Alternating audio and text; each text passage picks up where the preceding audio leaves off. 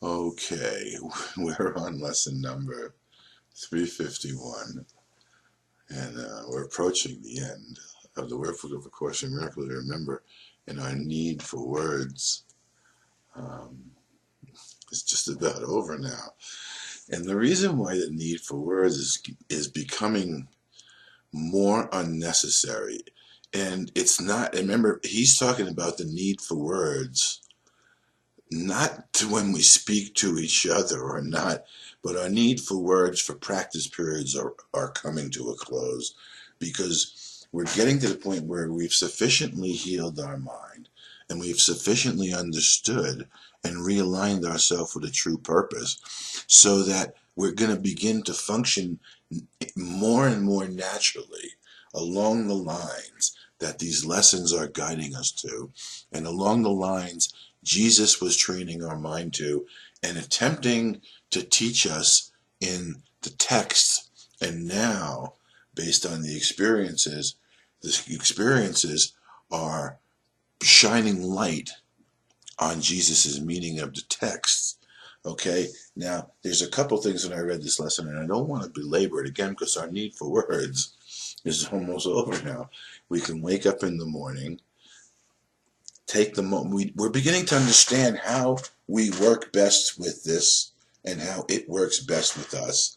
And when we really want to fulfill our function, we find that groove because we're beginning to get the guidance and have the inspiration during the course of the day and have the experiences that motivate us to continue. Now remember, we're in a section, the contemplation is what am I? And we've come to understand what we are. And here we are, lesson 351. My sinless brother is my guide to peace. My sinful brother is my guide to pain. And which I choose to see, I will behold. Now, there's something that I want to say about this when we talk about the word sin. Okay. We're asked to, how do I say this? Understand sin as merely a mistake that's quite correctable, but has no effect on anyone's reality, yet affects the way we experience ourselves within this dream that we're now awakening from. We can choose to see a brother who is innocent, or we can choose to decide the brothers we look on are guilty. Now, that does, or sinful, that does not mean we don't recognize mistakes and utilize forgiveness to correct it. But within the nature of us now recognizing mistakes, there's an a priori understanding that our brother is sinless and guilt-free because I am sinless and free of guilt by freeing myself here from guilt and allowing my interactions with my brother to be part of how I come to see what I need to heal in my mind, because I've projected that out there. I've made an ego for everyone, including myself, and I get the reflection back. Behind the reflection, both mine and my brother's, behind these avatars, there's a reality that's infinite, eternal, completely innocent, guiltless, because there's no such thing as guilt in the totality of reality that is love. We can choose to see one or the other. Now, when we choose to see a sinful brother, we're choosing to experience the world as guilty and fearful for ourselves. When we choose to see a sinless brother, we don't have to conceptualize what it means for our brother to be sinless. We don't have to look out there and attempt to correct perceptually and conceptually what we think are the mistakes either he's making or I'm making. I just have to recognize that if I want to see a sinless brother, I've chosen sickness, pain, suffering, and death for myself. Okay?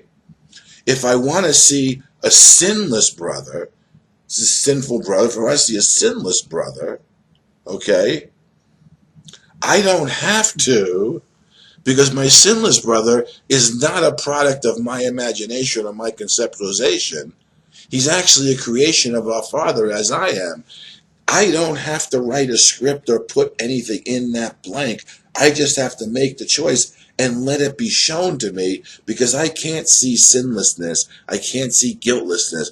I can't see through the eyes of love until my mind is joined with the light that I am. Who is my brother but your holy Son? Of course, because it's the only, God has one Son. All the souls, the sum total of all the souls that make up creation is that one Son. In number infinite.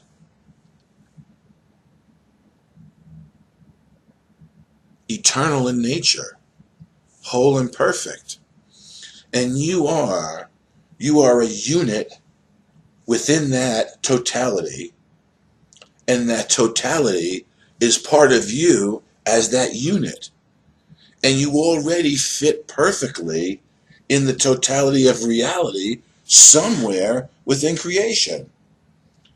Within space and time, we've always been looking for our right place, thinking when we find it here, we'll find meaning and life will be easy.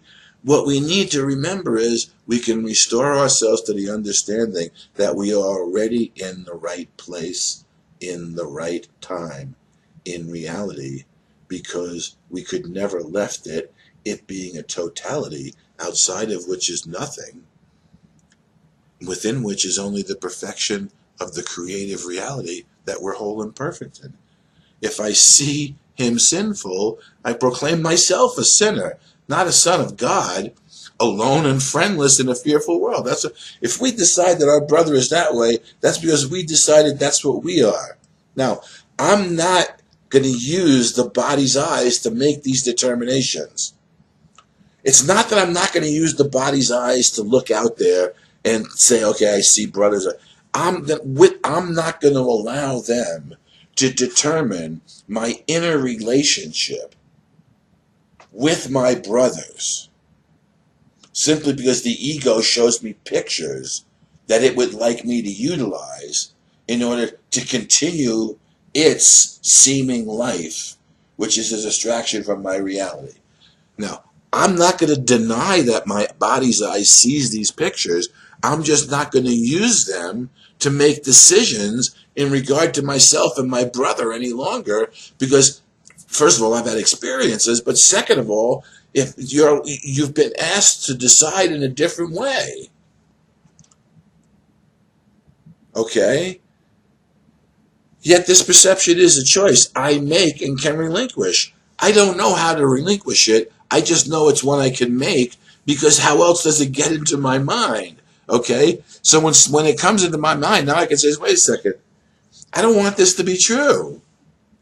Would I want that to be true about myself? If I don't want it to be true about me, then it can't be true about my brother. I don't know how to not make it true.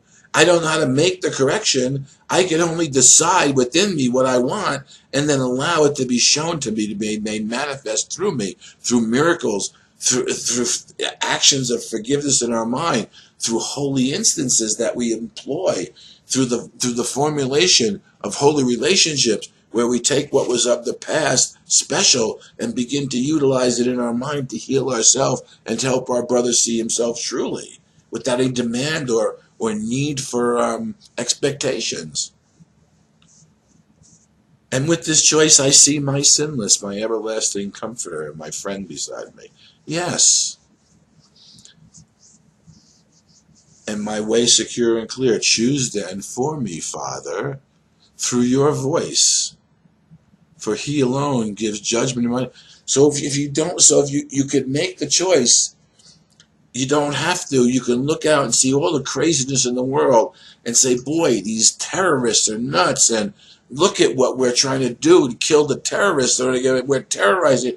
You can look on and say, okay, wait a second. I know that all looks crazy, and I know the ego wants me to judge, but I don't have to do that. I don't have to act on what the ego wants me to do, the judgments and the images I see, because I would prefer my brother to be innocent, whole, and perfect, and only love, because I like to be innocent, whole, and perfect, and only love, because in that new relationship, what I'm seeing out there wouldn't have the ability to exist. So what would I prefer?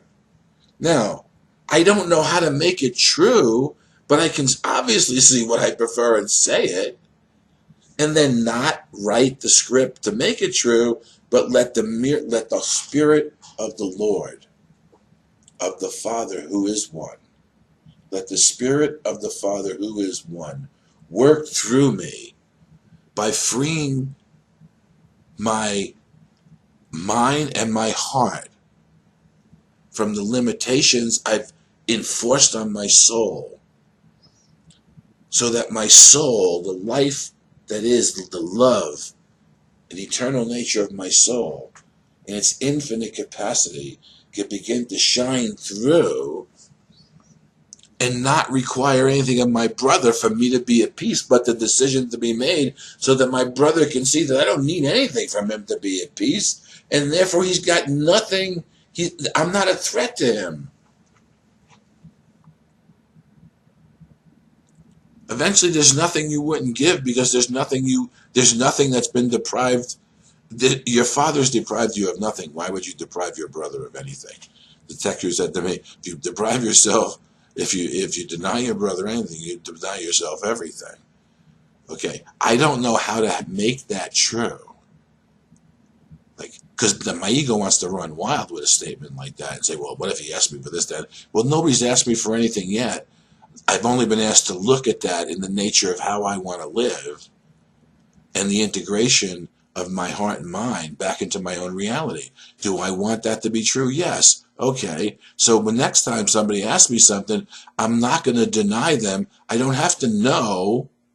I just have to know that I could depend on the Spirit of the Father, which is one, and the eternal nature of our brother and myself within that oneness, to allow my ability to say yes to my brother and have it be made manifest through me within the miraculous nature of our joint decision to say yes to each other, in order for us not to deny each other love in a form that's understandable here in the world of space and time, that doesn't come out of sacrifice, but comes because the forgiving nature of our loving Father's mind, which we share unto the non-necessity of forgiveness and back into the reality of creation.